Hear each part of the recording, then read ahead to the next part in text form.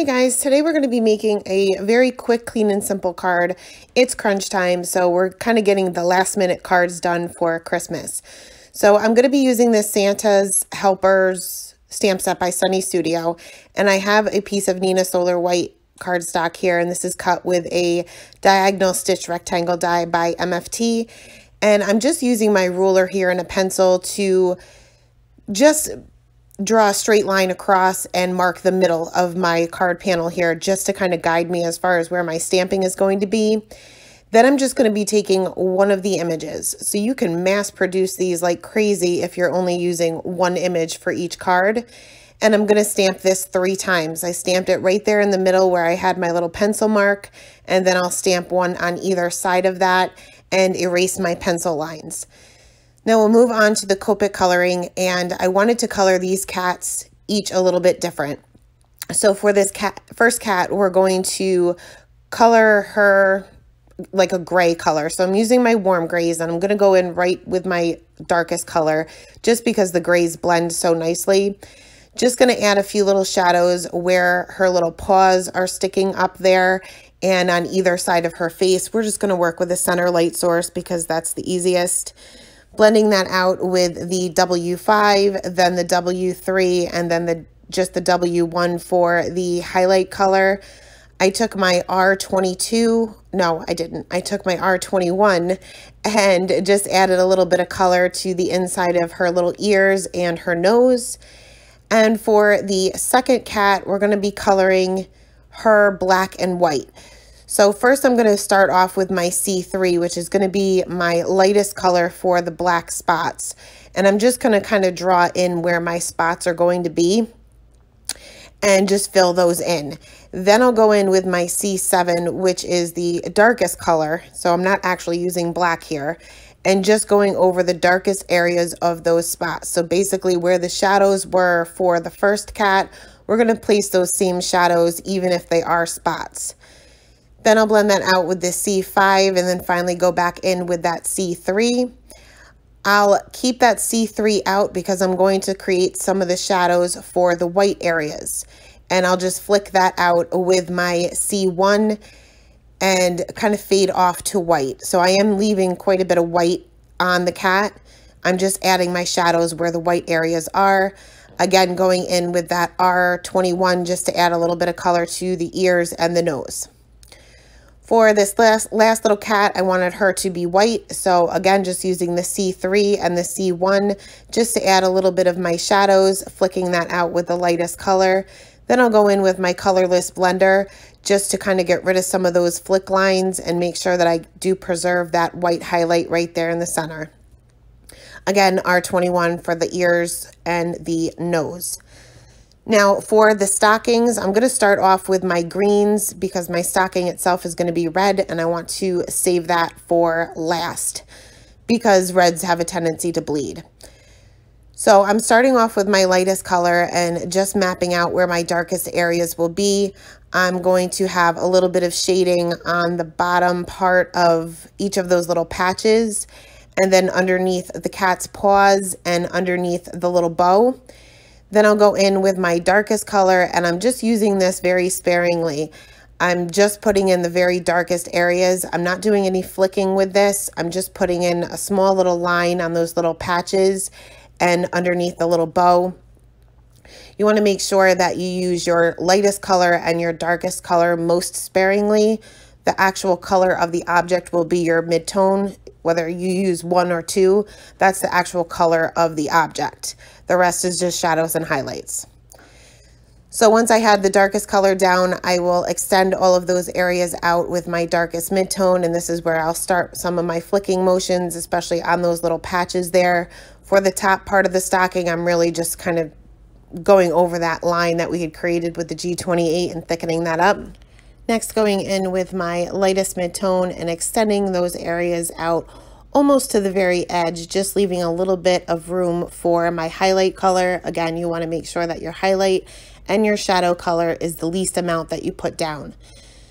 So once my G21 was down, which is that highlight color, we'll move on to the reds, and this will be no surprise. I'm using the same red combination as I have been for this pretty much the whole card series that I've been doing for Christmas, except I grabbed the wrong marker. So I won't notice that until I'm coloring my first stocking here, but we'll fix it. So like always, going in with my lightest color, mapping out my darkest areas.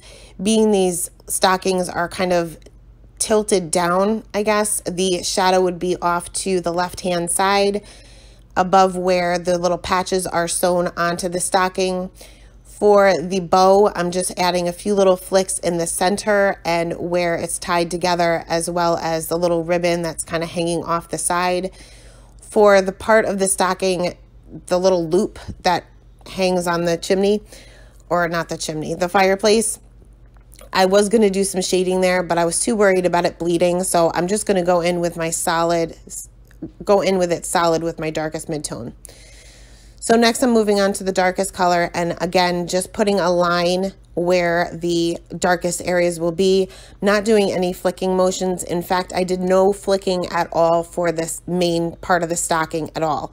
So you'll be able to see that depending on the color combination that you use, I know that the flicking motion is kind of hard for some people to master. You don't necessarily need to know how to do it. So if you don't have Copics and maybe you have something with a bullet nib rather than a brush nib, you can still do this technique.